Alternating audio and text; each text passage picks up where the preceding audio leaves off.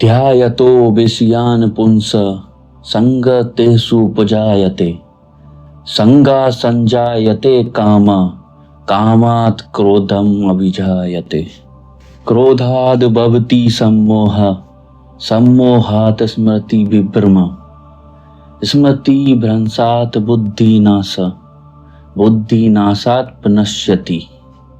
अर्थात इंद्रियों के विषय का चिंतन करते हुए मनुष्य उनमें आसक्त हो जाता है और आसक्ति कामना की ओर ले जाती है और कामना से क्रोध उत्पन्न होता है। क्रोध निर्णय लेने की क्षमता को क्षीण करता है, जिसके कारण स्मृति भ्रम हो जाता है। जब स्मृति भ्रमित हो जाती है तब बुद्धि का नाश हो जाता है और बुद्धि के नष्ट होने से मनुष्य का पतन हो जाता है। अथवा मनुष्य जब बार बार इंद्रियों के विषयों का चिंतन करता है तो उससे आसक्ति उत्पन्न होती है। आसक्ति से इच्छा जन्म लेती है और इच्छा पूरी न होने पर क्रोध आता है। क्रोध से भ्रम होता है, भ्रम से स्मृति का नाश होता है, स्मृति के नाश से बुद्धि भ्रष्ट हो जाती है और अंत में व्यक्ति विनाश की ओर बढ़ता है। भगवान श्री कृष्ण बताते हैं कि जब कोई इंसान बार बार किसी विषय या वस्तु के बारे में सोचता है, जैसे पैसा, सुख, कोई व्यक्ति, नाम या सम्मान, तो मन उस चीज से जुड़ने लगता है। धीरे धीरे उस चीज से लगाव बन जाता है। फिर उस लगाव से इच्छा पैदा होती है कि हमें वो चीज चाहिए ही चाहिए। और जब वो इच्छा पूरी नहीं होती या कोई उसमें बाधा बनता है तो वहीं से क्रोध जन्म लेता है। जब मन में गुस्सा आता है तो सोचने समझने की शक्ति कमजोर होने लगती है। इंसान को चीजें साफ दिखाई नहीं देती, उसे भ्रम होने लगता है। ये भ्रम हमें याद दिलाने की शक्ति को छीन लेता है।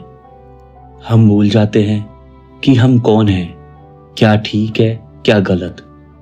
जब ये स्मृति चली जाती है तो फिर बुद्धि यानी सही निर्णय लेने की ताकत भी चली जाती है और जब बुद्धि नष्ट हो जाती है तो इंसान गलत राह पकड़ लेता है। वो खुद ही अपने जीवन को दुख और बर्बादी की ओर ले जाता है।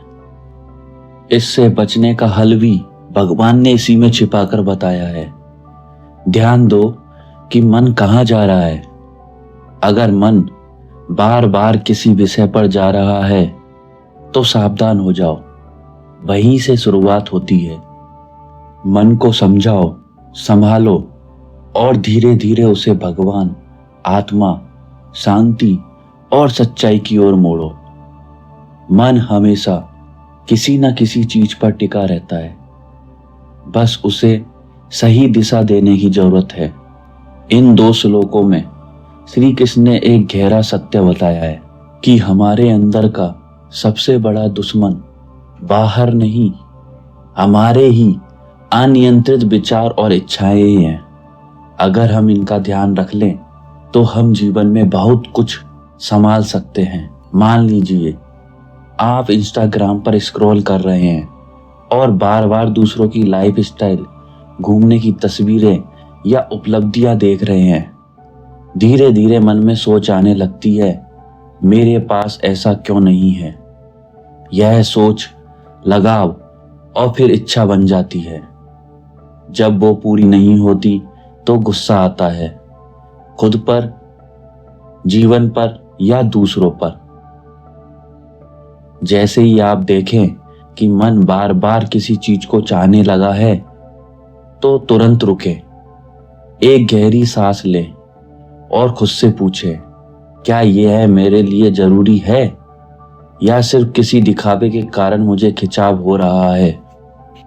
आप ऑफिस में मेहनत करते हैं लेकिन बॉस ने तारीफ किसी और की कर दी। मन बार बार उसी बात को सोचता रहता है, मैंने किया फिर भी मुझे नहीं सराहा गया। यह सोच धीरे धीरे गुस्से का रूप ले लेती है और फिर घर आकर आप किसी और पर चिल्ला देते हैं, जिससे रिश्ते भी बिगड़ते हैं। ऐसे समय में कुछ पल अकेले बैठे और अपने मन को टटोले, पूछें, क्या मैं तारीफ का भूखा हो गया हूं? क्या मेरी शांति दूसरों की प्रतिक्रिया पर टिकी है? इस आत्मचिंतन से ही स्मृति और बुद्धि बची रहती है। जिस तरह बार बार किसी विषय का चिंतन करने से मन उसमें आसक्त हो जाता है, उसी प्रकार यदि हम उच्च लक्ष्य, आध्यात्मिक उन्नति या जीवन के किसी सार्थक उद्देश्य पर मन लगाएं, तो वही मन हमें उस दिशा में आगे ले जाता है। मन में जैसा बीज बोओगे वैसा ही वृक्ष लगेगा। यह प्रक्रिया हमें यह भी सिखाती है कि मन को दमन नहीं बल्कि दिशा चाहिए। अगर हम समझदारी से अपने मन में उत्कृष्ट विचार, सकारात्मक लक्ष्य और सेवा या साधना की भावना भर दें, तो वही मन जो पहले विकारों का कारण था अब साधना का साधन बन जाएगा। जब भी मन डगमगाए, जब क्रोध आए, तो शांत होकर श्री कृष्ण का यह वचन याद करें, क्रोध से सम्मोहम, सम्मोह से स्मृति भ्रंश और स्मृति भ्रंश से बुद्धि का नाश होता है। और मन ही मन कहें, हे प्रभु, मुझे मेरे ही मन से बचा लो, मुझे विवेक दो, स्मृति दो और आपकी शरण में रखो। और मन से जपिए, हरे कृष्ण कृष्ण कृष्ण हरे हरे, हरे राम राम राम हरे हरे।